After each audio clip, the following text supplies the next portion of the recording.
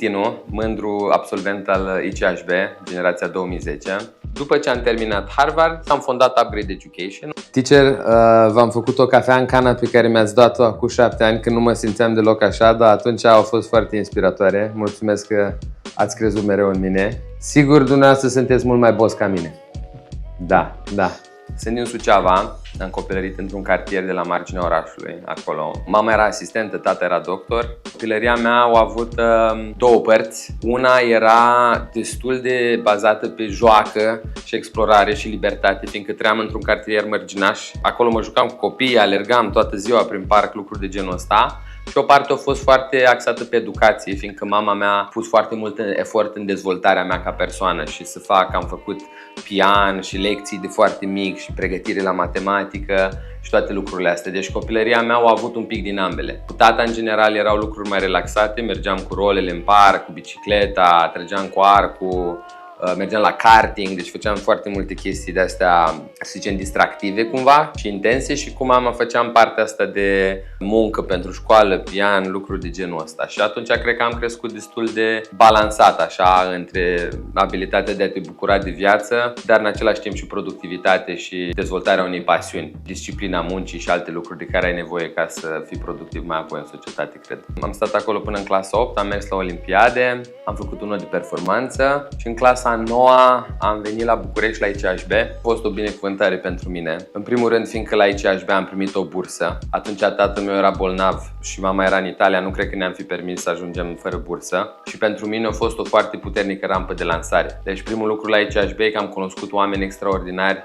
în rândul elevilor care au inspirat. Eu am stat în internat, toți colegii mei de internat acum sunt peste tot, prin tot felul de domenii, fac foarte bine și chestia asta a deschis noi orizonturi pentru mine, să fiu cu oamenii ăștia.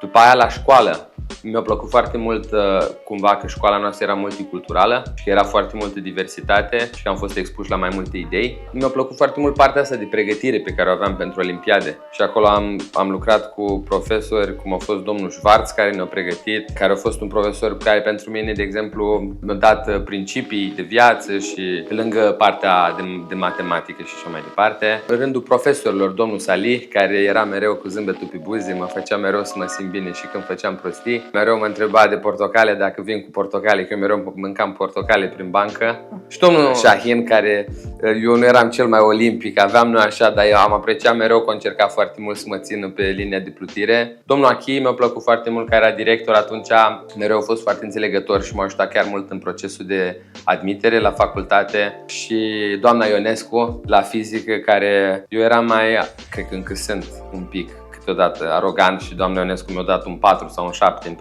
în primul test și după aia a trebuit să muncesc tot semestrul pentru note. Și în general atmosfera de la școală și internat a fost foarte bună pentru mine. Am legat prietenii acolo pe care încă le am și jucat, adică am îmbinat foarte bine partea de productivitate și performanță în educație cu rezultate la națională și așa mai departe, cu în același timp prietenii foarte strânse și distracție, adică fotbal, mers cu băieții, mai jucam câte o Dota din când în când. A fost o experiență extraordinară. Plus experiența Bucureștiului, că am venit din Ceava la București și atunci au început să deschidă mult mai multe orizonturi. Și mai mult decât atât, comunitatea în general la ICHB, plină de copii foarte performanți, care setează, ei devin ca niște mentori. Deci dacă tu vezi, de exemplu, eu vedeam că generația noastră mai mare, Mădălina Persu, toți copiii ajunseseră la Harvard, la MIT, atunci simțeai că și tu poți să ajungi acolo, dacă s-o putut. Eu dacă aș fi fost în Ceava, nimeni nu a fost la Harvard, nu m-aș fi gândit că aș putea eu să ajung acolo. Dacă vezi că cei care scatini un an mai înainte reușesc, atunci și tu te gândești că poate să ai șansă. Și asta a contat foarte mult. La ICHB am continuat să fac olimpiade de matematică. După clasa 11-a am început să merg și la Parlamentul European al Tinerilor, să fiu implicat și cu grupurile astea de dezbatere și politică. După am avut marele noroc să intru la Harvard și la Cambridge și cred că faptul că am fost la ICHB a ajutat mult cu asta. La Harvard am întâlnit o cultură nouă. Primul lucru a fost că lucrurile se pot face diferit și pentru prima oară mi-am dat seama că nu există un singur mod de a face lucruri, cum dacă ești dintr-o singură cultură, ți se pare că așa se fac lucrurile. Acolo fiind un mediu foarte multicultural și o cultură nouă americană, am început să-mi dau seama că există mai multe filozofii de viață și din nou a fost un proces de deschidere de orizonturi. Am devenit mult mai, să zic, deschis la minte, din cauza că vedeam că oamenii au păreri foarte diferite, care și-au argumente foarte bune pentru părerile astea și nu e neapărat una mai bună ca alta. Deci am început să înțeleg că lucrurile pot fi mai nuanțate și că nu-s doar alb sau negru, da sau nu, sau chestii de genul ăsta. Ăsta a fost un prim impact. După aia, fiecare persoană la Harvard adică erau oameni foarte normali, nu era ceva extraordinar la suprafață, dar cu toți aveau o poveste foarte interesantă. Adică la nivel de discuții totul era super normal, dar după aia aflai că de fapt persoana aia e pictor și vinde tablouri cu milioane de euro și face caritate. Adică fiecare persoană avea o poveste sau că vine dintr-un mediu defavorizat și a pregătit toate lucrurile singur sau că vine din nu știu ce mediu cultural sau că a trecut prin armată sau război. Adică fiecare persoană avea așa un trunchi comun, că e bun la școală, ca așa mai departe, dar avea și una, două elemente de astea surprinzătoare. Și atunci aveau experiențe de viață foarte diferite care pur și simplu erau impresionante și mi se pare că tot așa deschideau un univers de posibilități, adică lărgeau foarte tare ce crezi tu că e posibil, dezvoltau și empatie față de alte tipuri de oameni care au alte perspective și alte povești de viață. Și în același timp și chestia asta de standarde înalte, adică oamenii fiind foarte ambițioși, automat simțeai că tu trebuie să ajungi și tu acolo și că ai o responsabilitate, mai ales că ai avut, de exemplu, burse sau că ai fost ajutat. Eu am avut o bursă integrală la Harvard și bursă la ICHB, deci simți că trebuie să dai mai departe și că trebuie să faci ceva cu, de exemplu, toate investițiile astea care s-au făcut în tine. Deci cam asta a fost și acolo toată lumea lua sentimentul ăsta de responsabilitate față de comunitate foarte în serios. Am studiat matematică la Harvard, am terminat în 2014. După ce am terminat Harvard, am intrat în domeniul financiar, un domeniu care era foarte competitiv, intrau foarte puțini oameni, mai ales internațional, și am lucrat la Morgan Stanley într-un internship. Acolo a fost mai mult pe parte tehnică și aia nu mi-a plăcut așa de mult. M-am mutat apoi la Acuna Capital, care era un hedge fund pe partea de trading și aia mi-a plăcut foarte mult, dar acolo am fost dat afară. Deci acolo mi-am dat seama că s-ar putea cumva anumite lucruri. Eu eram foarte mult dispus către interacțiunea cu oamenii, pe când trading-ul ține mai mult de obiectivitate și de a fi poate nu la fel de emoțional, să fii mai rece ca persoană. Și că după aia am plecat la un startup să văd cum e viața de startup pe care interacționez foarte bine. Exact când am început la startup-ul ăla, mi s-a mai dat o ofertă în trading, așa că am stat puțin acolo, am văzut cum mi-a plăcut, dar m-am întors în trading că vreau să încerc din nou. Când am ajuns înapoi în trading, mi-am dat seama că chestia asta nu e ca aceleași lucruri care s-au întâmplat la Acuna se întâmplau și acum și că eu nu sunt neapărat taxat pe chestia asta de calculat și rece și ecrane, ci mai mult pe oameni. Și atunci am decis să mă întorc în țară și să fondez Upgrade. Și că am fondat Upgrade Education, unde pregătim elevi în procesul de admitere la facultăți selective din toată lumea. Noi aici avem o platformă numită Agora, pe care o construim ca să oferim mentorat elevilor care vor să studieze la o facultate selectivă din străinătate. Și încercăm să facem foarte bine, e să-ți dăm un mentor care a trecut prin exact același proces și a ajuns exact în sistem universitar și la materia la care vrei să ajungi și tu. Pentru că atunci mentorul ăsta poate să servească drept o, viziunea ta în câțiva ani și să mărească șansa de admitere cât mai mult. Pregătim un nou proiect numit Newversity, în care vrem să extindem partea asta de mentorat, de la procesul de admitere de la liceu la facultate, vrem să le extindem la liceu până la primul job. Și vrem să ai mentori care sunt atât la facultate, cât și mentori din industrie, care lucrează pur și simplu în marketing, design, cyber security și așa mai departe, care să te ajute să găsești jobul pe care ți-l dorești și după aceea să ai șanse maxime de succes în a-ți găsi o oportunitate în industria respectivă. M-am întors din Statele Unite în principal pentru că am simțit că vreau să fiu mai conectat cu societatea în care locuiesc și să pot să fiu o parte mai mare din schimbarea acestei societăți.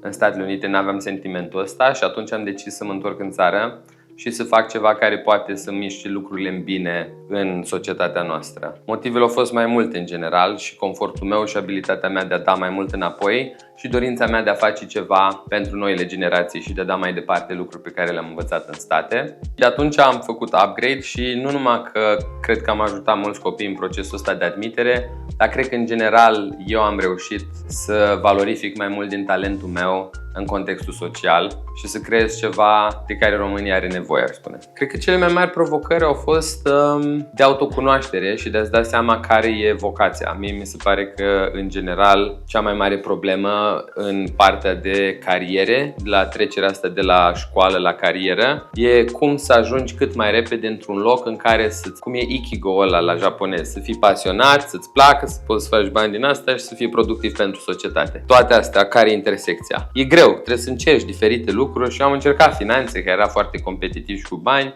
Nu a fost bine acolo, la care nu mă așteptam. Clar, a fost un mod de a reevalua toate deciziile pe care le-am făcut. Adică clar am avut o perioadă în care am fost în șoc, după aia mi-am dat seama de ce s-a întâmplat și într-un fel mi se pare că m-a făcut poate puțin mai umil și m-a ajutat să descoper de fapt ce îmi place, ce nu-mi place, de ce s-au întâmplat lucrurile astea. Poate atunci n-am văzut-o așa, dar acum mi se pare că toate eșecurile astea mari de fapt sunt un mod în care tu te aliniezi mult mai tare cu direcția pe care ar trebui să fii. Caracteristica mea cea mai importantă pentru succes cred că a fost îndrăzneala. Adică abilitatea de a lua decizii non-conformiste, decizii care presupun un risc calculat, care presupun curaj și care presupun, cred, o dorință de a lupta cu statisticile. Fiindcă majoritatea deciziilor care au dus la rezultate foarte bune erau decizii care aveau 5% șanse de reușită. Și venitul la ICHB, și Harvard, și finanțele, și antreprenoriatul, toate astea au o șansă de admitere de 5-10%. Și am și, de exemplu, în finanțe, n-am reușit cumva să am succes acolo. Deci câteodată nu merge bine, dar în termen lung, dacă tot ei te arunci în decizii care pot să aibă, care necesită foarte multă muncă, dau și o șansă de reușită foarte mare, adică dacă îndrăznești să visezi, atunci cred că odată se întâmplă și e suficient o singură dată să îți iasă una ca să meargă treaba bine. Deci cred că îndrăzneala, poate și abilitatea de a susține foarte mult efort sau durere, că de obicei chestiile astea foarte grele au un cost emoțional destul de puternic și au nevoie de multe sacrificii. Muzica e unul din cei mai buni prieteni și apropo de când ieși din groapa aia, de foarte multe ori pentru mine muzica e ce mă scoate de acolo. Muzica e divin într-un fel, adică e o chestie care ne unește pe toți și ne mișcă în același fel. Eu sunt și cu muzica și cu dansul, sunt două lucruri fără care nu cred că pot să trăiesc. Sfatul meu preferat e, nici nu știu, am două sfaturi, să zicem. Unul, e bine să fii ambițios când ești tânăr, dar după aia cred că e mai bine să te orientezi spre generozitate. Pe mine, gen, ambiția mai extremă mi se pare că m-a costat foarte mult și cred că sentimentul de comunitate și de a da înapoi de obicei poate să te facă să înflorești mai mult decât ambiția de a ajunge tu undeva. Și doi, e important să vezi eșecurile ca o binecuvântare, 100%. Niciodată nu o să înveți ceva mai important decât ce înveți din eșecuri. Și ele trebuie văzute pur și simplu ca o lecție de care ai nevoie la momentul ăla și nu ceva de care trebuie să te ferești. Eu cred că lumea e intrinsec bună, cred că toată lumea are bunătate în interior și cred că bunătatea asta o să iasă și viitorul o să continue să fie din ce în ce mai bun. Clar, dacă câteodată mai avem căderi și ne lovim de, să zicem, puncte mai dificile. În România văd că oamenii se deschid foarte tare și că antreprenoriatul crește și business-ul crește și chiar dacă sectorul public, să zicem, sau politic nu ne ajută foarte tare, mi se pare că cel privat e exploziv și mi se pare că Bucureștiul a devenit, de exemplu, ca un Berlin și colegii mei din state zic același lucru, adică văd foarte multe lucruri pozitive care se întâmplă pe cele, normal, pe lângă unele negative și eu cred foarte tare în antreprenoriat. Foarte mulți oameni care încep business-uri mici, medii, mari, foarte mari, adică oamenii care vin și creează aici lucruri o să schimbe țara și cred că sunt destul de mulți oameni creativi și rezistenți la noi. Foarte bine. Da. Nice.